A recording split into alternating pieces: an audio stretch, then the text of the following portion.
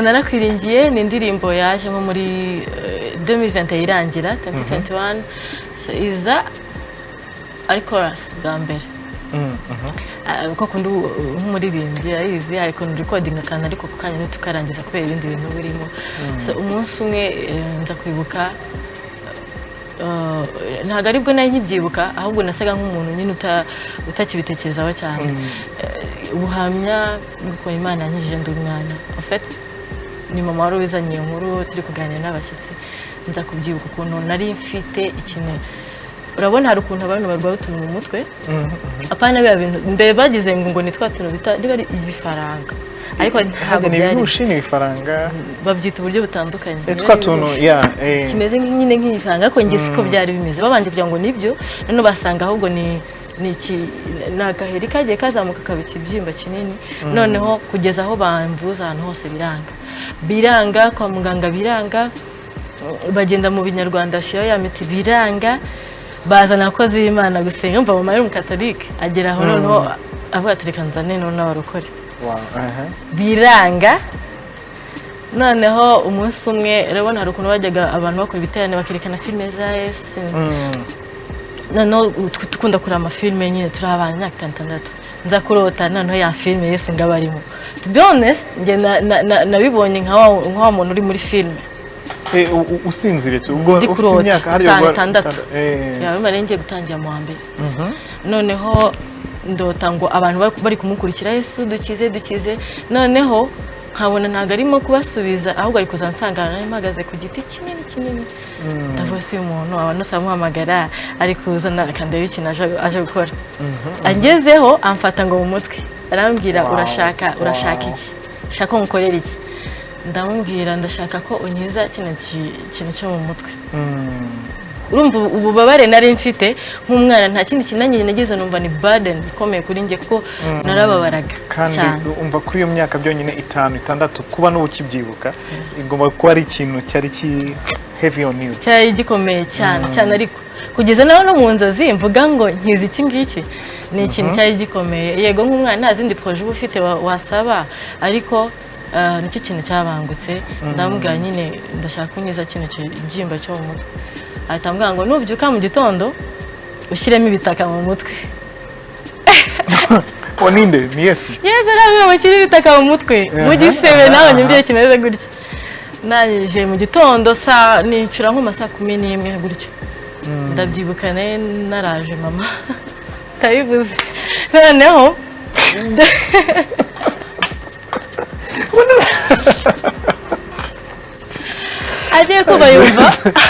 agiye kumva yumva umwana arabyutse we atekereza ko ashaka kuba ngiye gukora shot call ibintu nk'ibyo ariko yumva ndafunguye umuryango wo hanze ndagiye umwana ashaka kuba arimo kurota arankurikira pole arasanga ndi hanze ndi gushyira itaka mu mutwe bien neza nishimye numva nyine nizeye ibyo bambwiye numva ko ari Yesu noneho ayifata ku munwa urumva umuntu wagize imvune zo kumvuza n'ukuntu azi kuntu bimeze mu mutwe yabaye nk'utakaye uri mu biki ibitaka mu mutwe microbe aho hantu ameze gutyo ndamubwira nyine nabirose warose gushyira ibitaka mu mutwe Yesu yambwiye nshyira ibitaka mu mutwe to be honest uyu munsi yo mbitekereje nibwo nibuka ko impamvu Imana itubwira ngo tumere nk'abana bato nizeye nta gutekereza kabiri nta kuvuga ngo logique ibintu nk'ibyo nishiramo avuga ngo ntago bishoboka none se warose gute ndamubwira ariko akantu karagaruka nk'umuntu nawe asengaga ati ntawamenya atariko fasha uhituze wogi wabikoze byarangiye wizeye none ngwino wogi mu mutwe ndagenda ndoga ko making ashaka kwasigaramo duke ako atabizi birarangira iki haciyeho imisi 2-3 turi gukina n'abandi bana ko kubona akantu gasanga kuri kwishima mu mutwe nukuri ntabeshye narishimye gutya haza akantu k'umweru none nkoze gukina nsanga cyaragiye nta kintu mva nta muti bingiye gushyiraho nyuma nta bantu bazanye ngo kunsengera explanation y'abaganga subwo bayibonye bavuze ntago babyemeye mama yavuze ntabwo bishoboka agiye gusanga n'imiti y'amasanga ntayo nakoresheje nawe sinuka dahari ko nawe yabivuga ati n'ubu ngubu yacyabibwira abantu azifu bibaye ejo bundi so n'igitangaza Imana nkwereye kuvuga ko Imana igikora Imana iracyakora ndabwira buri muntu wese situation yasurimo uyu munsi ikintu kikubabaje cye kuba kinini kuruta ibyo Imana yagukoreye nusubiza amaso inyuma urasanga hari uburyo Imana abanye nawe utaranayimenya nari ntaranasenga nazi Yesu ngo ninde ari ukubyumva gutyo mu mashusho ariko Imana yadukunze twe tutaranayimenya kandi ibintu dukorera ntago ari uko dukijijwe suko dukora imirimo myiza cyane ahubwo umugambi ifite ku buzima bwacu ni munini cyane kuri muravuga ibyo nanjye nise nkurura nibuka ibyo Imana yankoreye sinzi abantu bari coaching ariko naho ndagira ngo bagire time yo gukurura kuri utwo tuntu ubona tubiri impossible byo uvuga ko byasize amaking you know hanyuma rero uraririmbye chorus yaharya with your own voice narakwiringiye ntiwankoze isoni naguhanze amaso wowe gusa mw'ijoro hijimye wa mbere y'umucyo unyereka inzira unyoze neza nta yindi mana nzigera nizera ni wowe munezero wanjye. Bless you. Mukanya mana ndaguseza ngo uri kuba emotional. Oh shit. Kwa kuzanira tisho bazizanira. Okay, no. No, but for really, I'm really blessed. I'm really blessed. Me too. Whoa.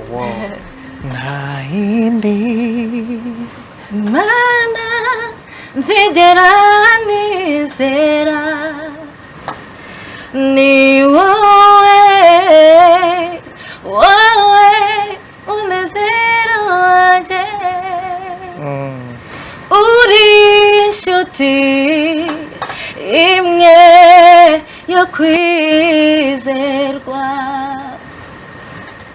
uramahoro yabagufite nk'Imana. Wow. Anyways.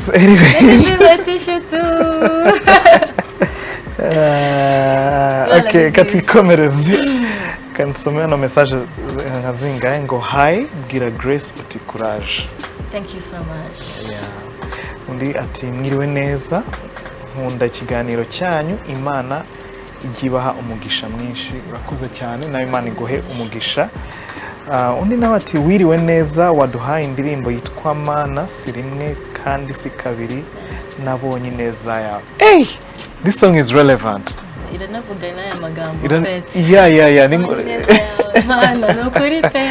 Oya abantu baturebe tagira ngo bongere bibuke. Yeah, kandi ngiye thank you n'ibyo unyibukije in my life as like this God is still real irakora. Hejuru ibisazi byose byuzuye muri inosi. You know? God is still God. Iracyakora iracyari Imana.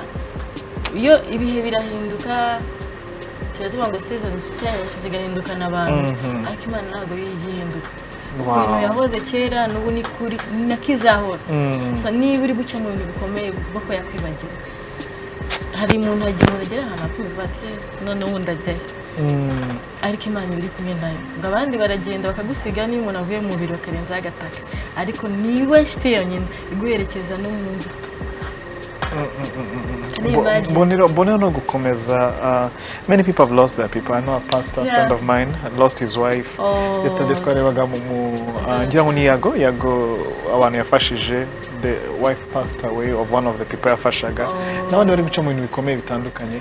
We just wanna kubahumuriza no kukubwira ngo nta yindi Mana yo tuzigera twirinda. Nanjye no kubwira ngo ngire ukaririmba ariko ngakifata. Anyways, undi ngo nitwa Isimbi ndi Rwamagana. Wow, nutu twishi ngo grâce courage ndabona ufite impano pe. Merci beaucoup. Nukuvuga ko ya manota twasabaga barimo barayaguha. Garata mumo Okomeza yaguha. Anyways, it's a gospel turn up show. Reka wagindi mbo tuzamuranga kwanza natwe kibanza dufata kuka. Ko ibintu birimo birabera hano.